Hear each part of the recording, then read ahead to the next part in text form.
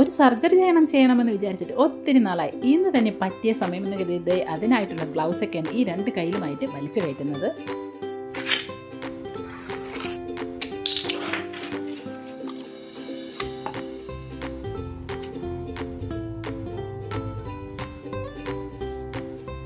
അങ്ങനെ നമ്മുടെ സർജറിക്കായിട്ടുള്ള സാധന സാമഗ്രിയൊക്കെ റെഡി ആയിട്ടുണ്ട്. ഇനി വേണ്ടത് സർജറി ചെയ്യാനുള്ള ആളെയാണ്.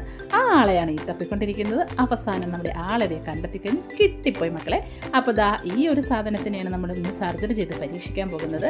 അപ്പോൾ ഇതാണ് അഗ്ലോണിമ ചൈനീസ് എവർഗ്രീൻ പ്ലാന്റ്.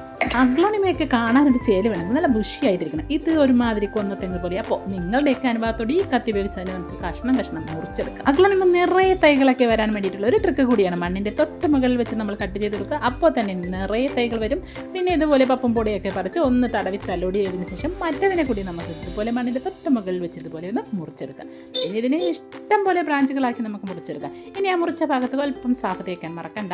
ഇനി ഇതിൻ്റെ തലഭാഗം വെച്ച് നമുക്ക് മുറിച്ച് മാറ്റി അതിനെ വീണ്ടും ആ പോട്ടിലേക്ക് തന്നെ ഒന്ന് കുത്തി താഴ്ത്തി വെച്ച് കൊടുക്കും. ഏത് വെറൈറ്റി അഗ്ലോണിമയും നമുക്ക് ഇതുപോലെ ഇഷ്ടം പോലെ തൈകൾ ഉണ്ടാക്കിയെടുക്കാം, ഇതുപോലെ ബുഷിയുമാക്കി എടുക്കാം. അപ്പോൾ നമ്മൾ മുറിച്ച തലഭാഗത്തിന് അതേ പോട്ടിൽ തന്നെ ഒന്ന് കുത്തി കൊടുക്കുകയാണെങ്കിൽ 2 എണ്ണം കുത്തുമ്പോൾ തന്നെ നല്ല ബുഷിയായിട്ട് ആ പോട്ടിരിക്കും. എന്നിട്ട് അതിനെ യഥാസ്ഥാനത്ത് തന്നെ നമുക്ക് വെച്ച് കൊടുക്കാം. ഈ അഗ്ലോണിമയല്ല, ഏത് അഗ്ലോണിമയായാലും നമുക്ക് ഇങ്ങനെ ചെയ്യാൻ കിട്ടും. ഇനി നമുക്ക് ഇതിനെ ഇരുന്നിടത്ത് ഒന്നങ്ങ് വെച്ച് കൊടുക്കാം.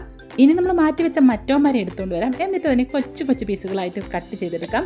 അപ്പോൾ ഓരോ നോടിൻ്റെയും താഴെ വെച്ച് എത്ര കട്ടിങ്സ് വേണോ അത്രത്തോളം കട്ടിംഗ് ആയിട്ട് നമുക്ക് ഇതുപോലെ കട്ട് ചെയ്തെടുക്കാം.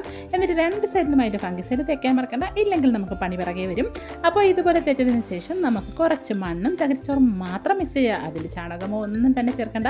അപ്പോൾ ഇതുപോലെ ഒരു ബോട്ടിലോട്ട് കുറേ ഒന്ന് വാരി ഇട്ട് കൊടുത്തതിന് ശേഷം നമ്മുടെ ഈ കട്ട് ചെയ്ത് ഫംഗിസൈഡൊക്കെ തേച്ച് വെച്ചിരിക്കുന്ന സാധനത്തിനെ ഓരോന്നായിട്ട് കുത്തി ഇറക്കി വെച്ച് കൊടുക്കാം. നല്ല തണലത്ത് വെച്ച് നമുക്ക് വളർത്തിയെടുക്കാം.